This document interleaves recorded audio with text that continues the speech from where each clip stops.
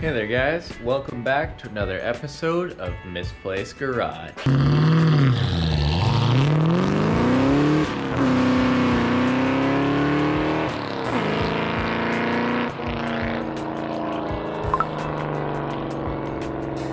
I've been seeing a lot of new faces here, so I want to introduce myself. My name is Mason. I work on cars. I work on weird cars, I work on muscle cars, trucks, whatever it is, motorcycles, like the one behind me. This is my 1974 Triumph Spitfire with a Mazda Miata engine in it with a 5-speed transmission. And this has been my ongoing project. The engine is out of a 1990 Miata and the car itself is a 1974 Triumph Spitfire. I was always a fan of these cars. I think they look really cool, but 40 horsepower from factory just ain't quite cutting it, so I put in probably close to 100 horsepower to the wheel, maybe. I don't know, it might be more like 90. Whether I see that eventually, I probably will never dyno this car, so whatever it is, it is. Should be faster. It still doesn't drive yet, but it does run. I still need to finish up the cooling system, put in a drive shaft, exhaust, and double if not triple check the brake system because I redid all the brakes and I added a couple of new things, so I want to make sure none of that leaks because that would be horrible. But right now I'm going to be working on the rear end of this car. Somebody mentioned that obviously this doesn't look good the way it's sitting, but somebody mentioned that I might have tightened all of the bolts down inside the bushings while there was no weight on the car. So my understanding is if you tighten these cars' bushings down, there's not enough weight in the rear end for the car to settle. So you have to put all of the weight on the car, all of the weight of the car on the bushings and stuff, and then tighten them down. Which makes sense to me because I put a 1-inch lowering block in this car, and I'm pretty sure before I put the lowering block in there, it was lower. I did rebuild the unispring, so it's got a single leaf spring that goes across the rear end, but I never really thought about it, but this is just way too much here.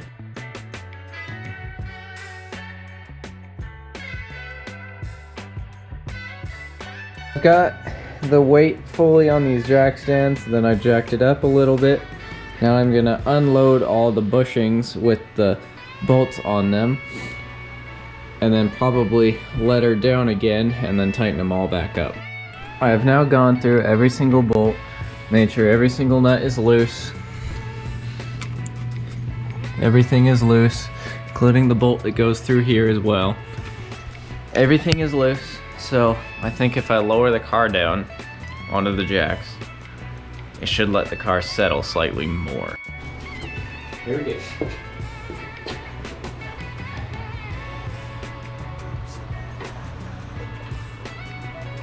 Nothing changed.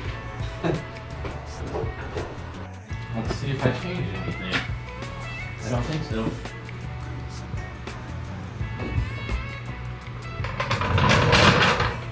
Now this car you have to move a little bit to get it to drop.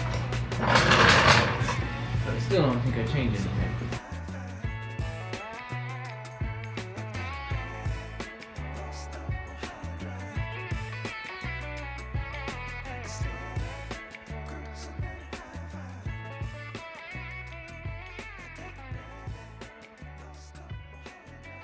I personally don't think anything changed. I gave it a go though.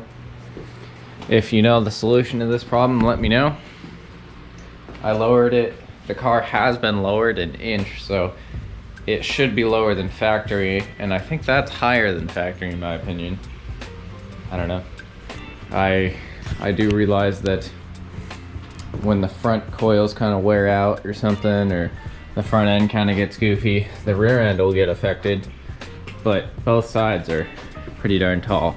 This side's a little lower, but I think that is because my front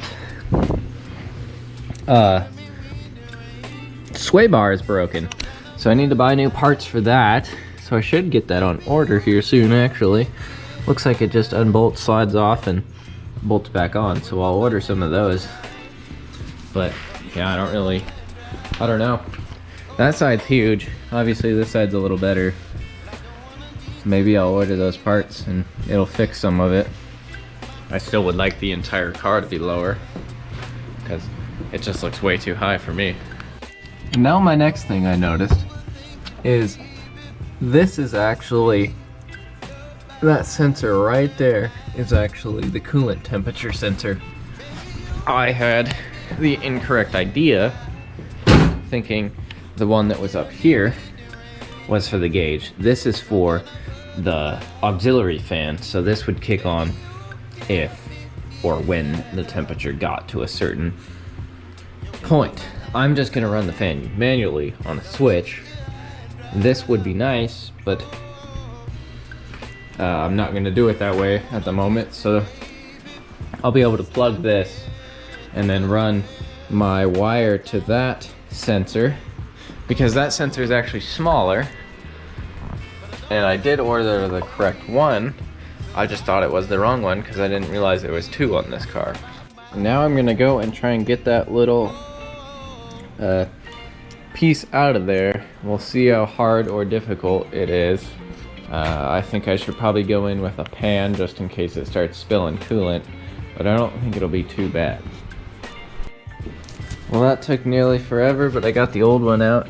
There's actually a small little window here that goes straight in. So now I'll throw the new one on, but I think I can install this with a socket.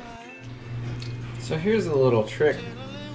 Say you need to push this somewhere in, and you can't use a short socket because it won't grab the nut, and you use a long socket and it goes in, so you can't actually screw anything on. Take yourself a 1/4 inch socket or whatever is smaller. Make sure it's not too big and not too small. Slide it in, then put it on, and now this can't go in any farther, but the nut will still be grabbed and it won't be forced out. So, cool little trick, just using a socket inside of a socket. And just like that, I got that sucker back on. Don't know if you guys can see it in there, but I also threw a little RTV on the threads of it just to make sure it doesn't leak, because that's kind of a not great spot for something to leak, and I wanted to do my best to make sure it wouldn't. And so it looks like this is the temperature sensor wire, and this is the oil pressure wire. So I should be able to reroute both of these guys. Oil pressure sender is right here, don't have anything attached to it, so that needs one. And then obviously back into here. So I'll have to change some of the wiring, but it's not too bad. And so this is my cheap little temperature sensor. I basically bought this one just to get it started. I will eventually buy some nice gauges. This thing was like $10, so I went with it. So when I start the car, I want to be able to make sure it's not overheating or something like that. Anyways guys, I didn't have a lot of time for this week's video, but if you like it, please consider liking, commenting, and subscribing, and I will see you in the next one.